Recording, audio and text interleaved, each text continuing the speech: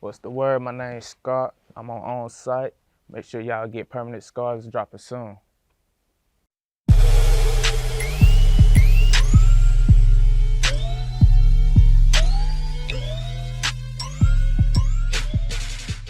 Scar17. Yes, sir. Welcome to OnSight, man. I'm glad to have you here. My pleasure. All right, cool. So, first question, as always, every interview is always the same question. I want the insight to the name. So, how did you come up with, or what made you start going by Scar17? What's the story behind the name? A lot of trials, a whole lot of sacrifices.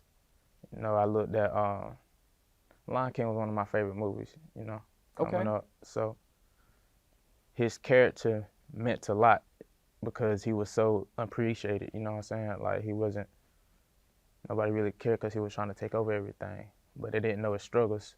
As far as the audience, we didn't know his struggles. You know what I'm saying? The other lines did, but we didn't know his struggles. Right. So his story wasn't really brought to light in the first one. You know what I'm saying? So that's why I came from that name. Wow, and just a follow-up, I think that's powerful. I recently, or not too long ago, I watched the movie Joker, which is the story of the Joker from the whole Batman villain series, right? Yeah. But when you said nobody really understood his story, that resonated with me. So how important was it? Well, two things. First of all, shout out to you for saying your favorite movie growing up was The Lion King. I don't think it's enough men that would admit that that was a classic. I mean, for sure. Classic Disney film, but that's another note. And then two, like, yeah, for you to resonate with the villain. Yeah. Does that necessarily mean that, like, all villains have to be bad? No. When I say villain, because I call myself in my songs villain, you know, because when somebody look at a villain, they always think of negative. Right. You know what I'm saying? Right. Heroes is the type of people that they always got to be a part of something. They have to protect, they have to do that no matter what it costs. But the villain, he doesn't care because he done already lost something that he was trying to protect.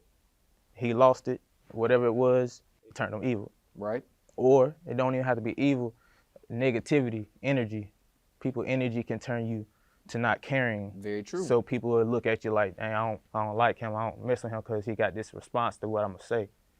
Nah, that ain't it, but every time you keep getting pressed with negative energy or some type of bad situation, it can overpower a person to make them think the same way. Like, damn, I'm always messing up, so I might as well just call myself that if you think I'm gonna mess up anyway. Right. You know what I'm saying? So it won't, like.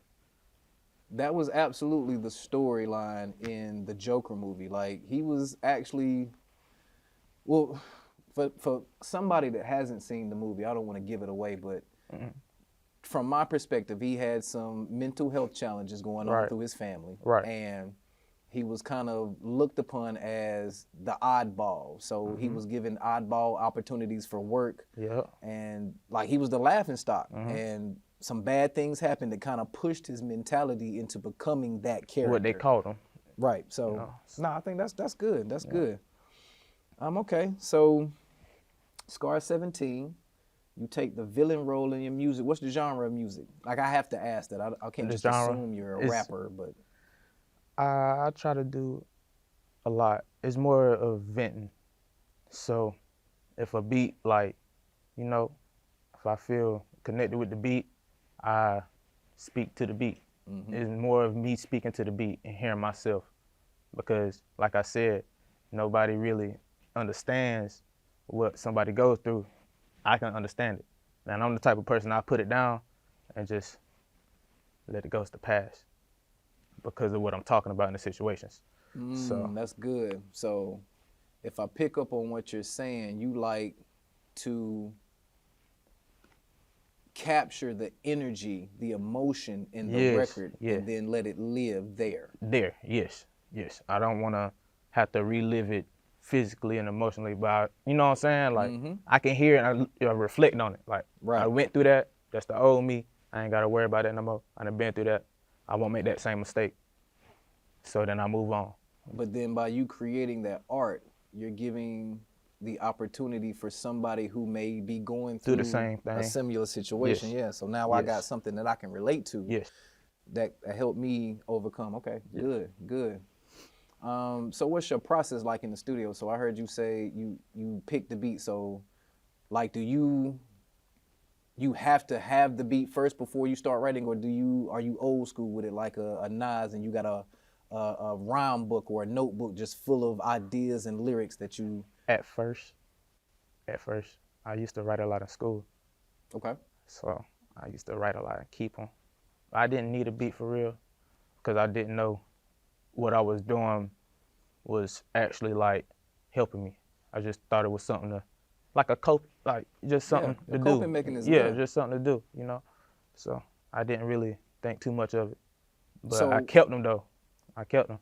so how long was it before you realized like you penning these words, these verses was actually therapy for you, and that you could use that and translate it into music to help other people?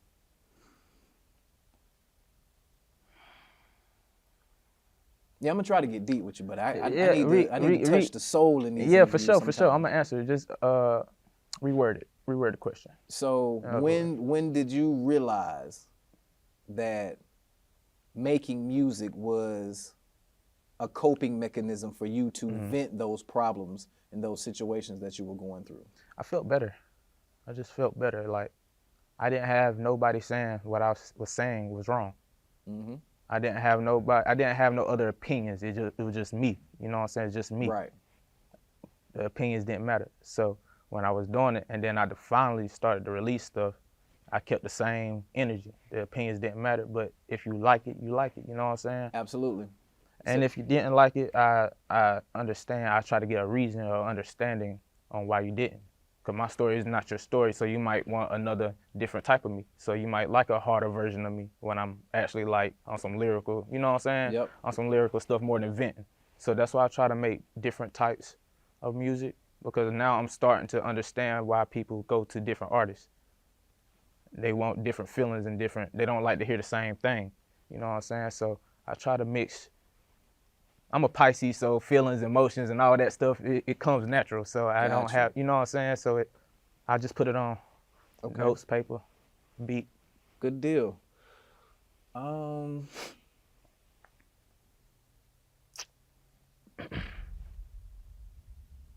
like your energy already, because I am drawing blanks from the answers that you're giving me. Like, I don't even know where I want to go. Wherever, let's get it. I'm ready. Hey. See, that's what I'm talking about. I love that energy. I love that energy. So what's the, all right, so let's stay with the music. What's the current single? What's the vision, or what was the thought process behind the current single? What's the name of the current single again? Current single that I'm about to release? Yes. It's gonna be called Issues. Issues, okay. Yeah. It just came to me. So you said when you finally decided to release music, that you didn't care as much what people, or you were less concerned about what people actually thought. Right. So how long did it take you to get to that process? Like, how much did you record? How long did you record before you finally said, okay, let me give this to the world just to see how they feel about it? I started on my phone in my garage. I was a BandLab artist type. I make them on BandLab myself. What's wrong with that? Nothing's wrong. I promote it, you know, because that's where a lot of people can start for, like, you know, get their own sound, to create their own sound without, you know what I'm saying, take the same way I went, you know, make them better. It helps a lot, actually. But I say when I started working with one of my homeboys, he was like, I like his stuff, and he wanted to get on songs with me. So the one he liked, I ended up dropping. Cause it just took that one good ear, that, like, you know what I'm saying? Yeah. All right, it gave me the confidence. All right, I'll drop it. Just because you say it's hard, you know, I'll drop it just to see if everybody else think the same. You know what I'm saying? So how long ago was that when you dropped that first song? I want to say about 4 years ago. Okay. How long did you record in BandLab before graduating to a studio? Yeah. About 3 to 4. Okay. 3 to 4 years. So, and I think this is a good question because we actually debated this on the podcast, on the OnSight podcast, like artists knowing where to start or starting with the tools that you have around you. Been in my zone, feel it still in my spirit, I've been on my own. Still just living my legend till my day's gone. Still been feeling grateful just for making it home. Giving me grace, feelings of God, let's give him some love. Giving me space, hold the applause, just give me a hug. If I said that I would catch you, would you fall for me? If you ain't heard from me lately, would you call for me? I'm in this ride like wow, I really came from nothing. I remember days, it was pain and suffering. Making it to brighter days was my main discussion. Now I'm making music daily and they saying they... What was the energy? What was that first session like in the studio after using BandLab for so long? Or just not even rephrase. What was that first session in the studio like? Like, did you go into it nervous? Did you like what was your thought process if you remember? I was nervous because I like to sit down and record to be more comfortable. See, that's perfect. And this is a first. I think this is a first. Nobody has ever went live during the official taping of the interview. Oh yeah. So I'm not mad. Scar17, you know, we're coming Scar17. different this year. Drop all all year. that. Like while we right here in mid-interview, drop all that social It's on media. site, literally, on site. It is on site, literally. Give them that IG, like MMO_Scar17. It's SKA3R17. You know. Good. You on all platforms, or that's? Yeah, I'm on all platforms. All platforms. And the music, same thing? Music except for YouTube.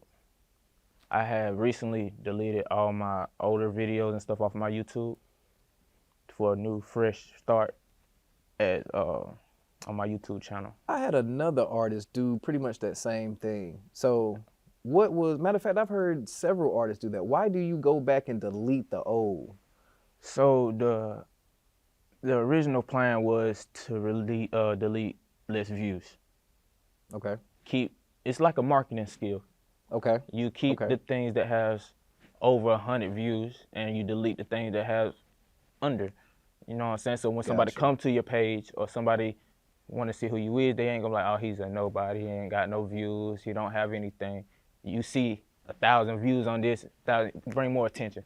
But in my case, it wasn't that. I have a lot of falling outs with a lot of people that I had made music with recently, or in the past, you know what I'm saying? And,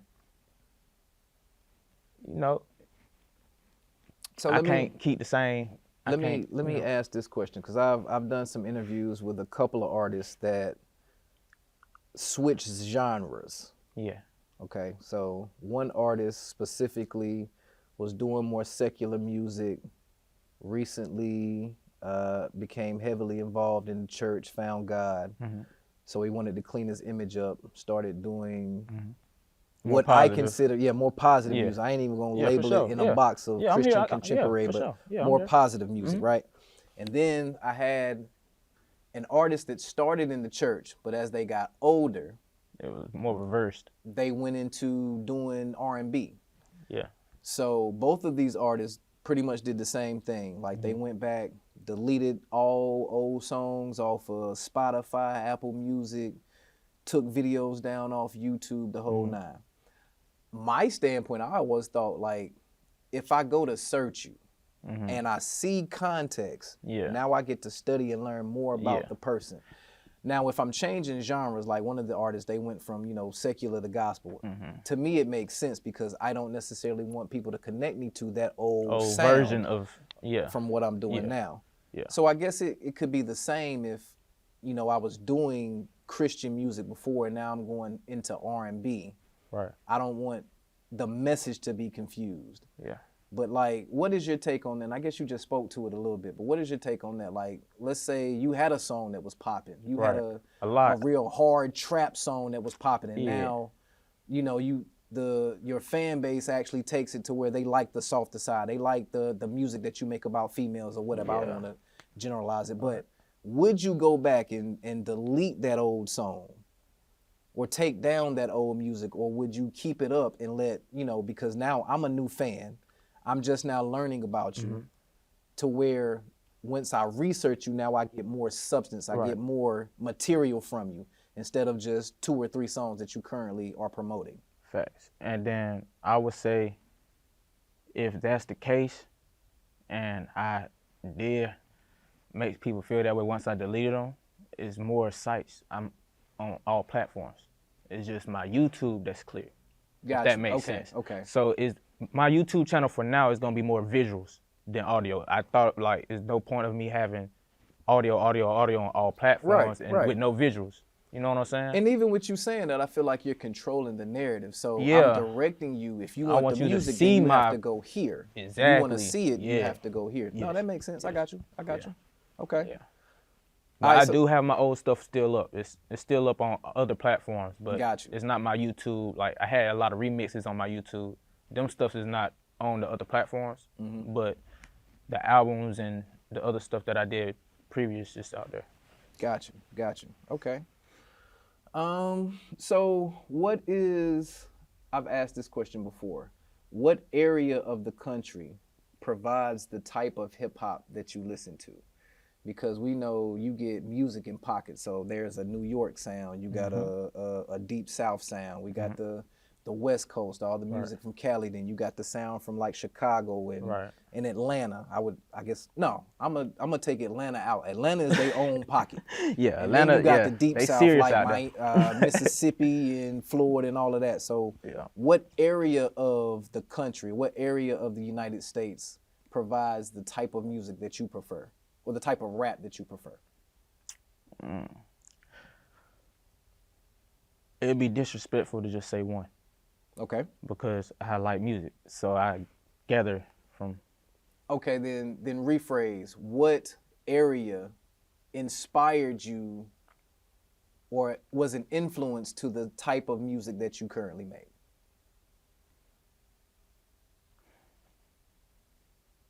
The answer might be the same thing. It might be disrespectful to just name one. Yeah, you know. I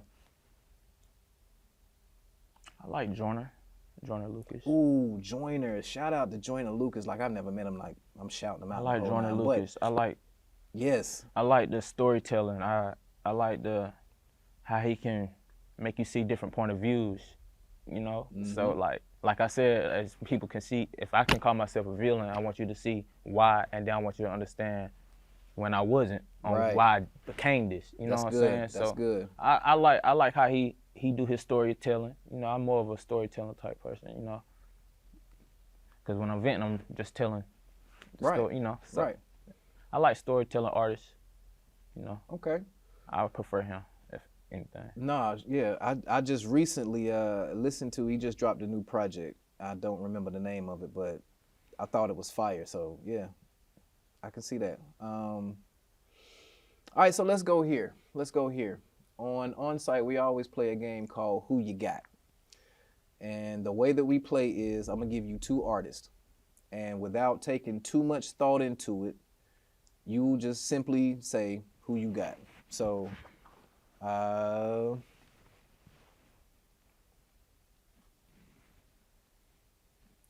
who you got?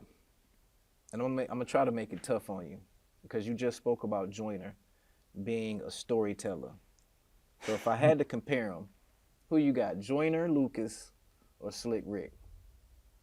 Who was the master storyteller? Slick, for sure. Facts. For sure.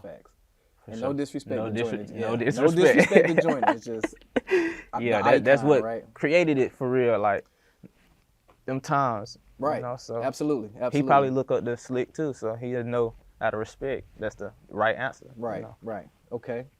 I was recently watching an interview with some guys on Instagram, I believe, and they were debating the best hip hop group. So, in their debate, who you got? Are you talking about as all time or my generation? I am glad. I think that is a great question. I feel they were talking all time because of the 2 artists that I'm gonna give you that they were debating, or the 2 groups, excuse me, the 2 groups that they were debating. So who you got? And this one is heavy. Outkast, Wu-Tang. I'm gonna go Outkast. Is that, here's the follow-up, is that solely based on the numbers? No. I like Andre 3000 hard. And His storytelling, that was that's one of why the I would, arguments. That's why I would, Outkast is The arguments that I heard was you get a very eclectic sound and structure with 9 different MCs from Wu-Tang, but arguably 3 Stacks will always be somebody's top 3. He is definitely in my top 3. Yeah, most definitely.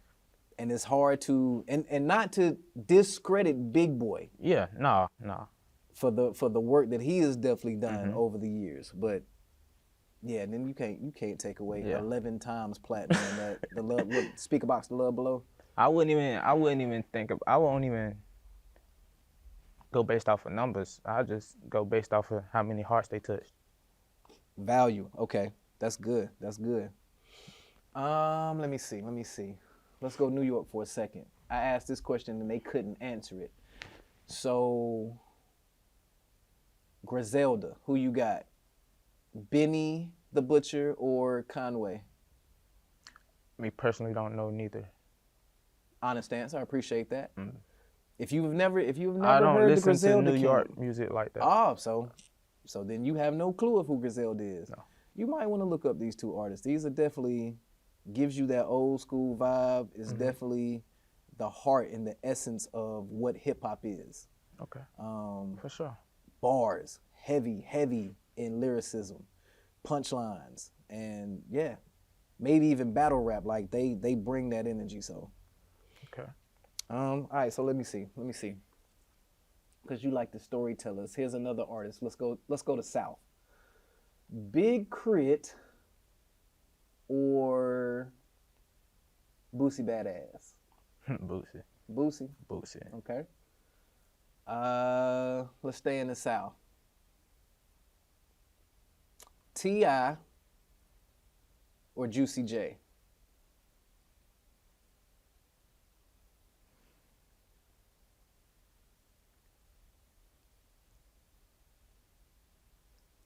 Probably go with Juicy.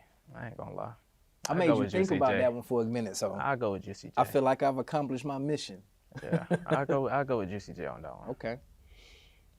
I don't think 3 6 gets enough credit for the sound, their contribution to hip hop. Like, and I wasn't overly into the Memphis sound, but I definitely know who DJ Paul, who Juicy J is.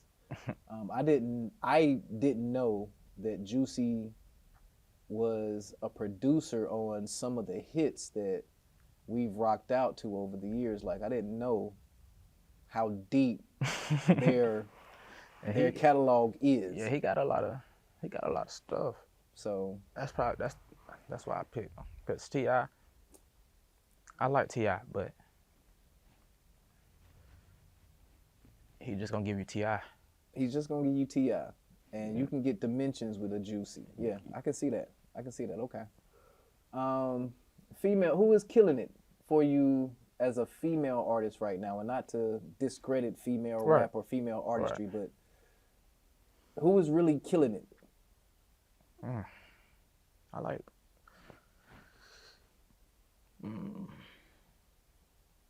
That's tough. Cause it's split, for real. If you look at it, it's kind of split. The industry and the females, they kind of split. So you got to hit on this side, you got to hit on this side, you got to sing on this side, you got to sing on this side. So it's kind of. Okay, so let's stick with rap, and I'm not even gonna give you 2 artists. I'm just gonna ask a straight up question. You've heard of Rhapsody? Rhapsody? Rhapsody, the artist Rhapsody. You have not heard of Rhapsody? Jamla, Ninth Wonder, the Nina Project. Oh my goodness, yes. I was gonna ask you who can out rap Rhapsody, but you haven't listened to her, so. I know. Like you ain't even seen the BET cipher that she did or nothing. And it might shock you, bro. I don't watch TV for real. No, that's good. You're not programmed. You're not controlled. Yeah. That's good. I'd rather be in my garage or in my room, just vibing for real. If I do watch TV, it's probably Bernie Mac. You know what I'm saying? I'm one of them. I watch Bernie Mac all day, keep it on replay, or Martin, or. Okay. Ooh. So who you got? Bernie? No. Who is your top? Bernie is my top. Who is your top 5 comics? This is a question I've never asked. Well, I like Bernie, for sure. He my number 1. Classic. I put Can't argue with that one. D.L. Hughley. I like him. Okay. Mike Epps. Okay. I like Cat. Okay. One more. It used to be said the entertainer, but I think I saw him keep seeing him too much. And that made me stop wanting to, you know what I'm saying? Mm-hmm. So I probably, my last one would probably go with Lavelle. You got all heavyweights, all like been in the game for years. Experience. You ain't no Chico B, no Nah. DC, no Country Wayne. Nah. Like, yeah, you said experience. Yeah, And then you said, who was your number 5 again, if I heard you correctly? Lavelle Crawford. Yeah. Classic. Oh my God. Thank you for that Yeah. one. That was powerful. Yeah. Lavelle Crawford. Like, Yeah. no, I've definitely seen some of his stand-ups. Yeah. I think He I wild. I became the bigger fan when I saw him as an actor on Breaking Bad. Like, to see him go from being the funny guy to being very, very serious, but still bringing that comedic punch. Yeah. Awesome. I would definitely pay for that bill. It would never happen because you said DL and Cat. No, it would never happen. I'm already knowing. Yeah, I'm already knowing. That ain't gonna happen. No. I would definitely pay. But if it did, yeah, I'd pay too. Man, listen, I think I'd pay too. it would not be a seat in any arena if they put that tour together. I'm knowing. Absolutely. Somebody is watching this interview. Right. They don't know where to start. They're afraid. What is that message? What is the encouragement that you could give to them to help them finally release their art the same way that you did once you finally played it for your homeboy? Know your worth. Ooh. Explain. I ain't got to. If you don't know your worth, then I can't tell you what it is. I can't tell you what you're worth. I can tell you what you're worth to me, from my perspective. You feel me? But you got to know your own worth. You got to know you. So it's all about knowing yourself and learning yourself and knowing how to move, you know. That's all I can say for real. I got nothing else after that. Let them know where they can find you one more time. Give them all that social media and everything. Instagram, MMO_Scar, SKA3R17. That's my Instagram. Same thing for my Snapchat. You know, that's about it though.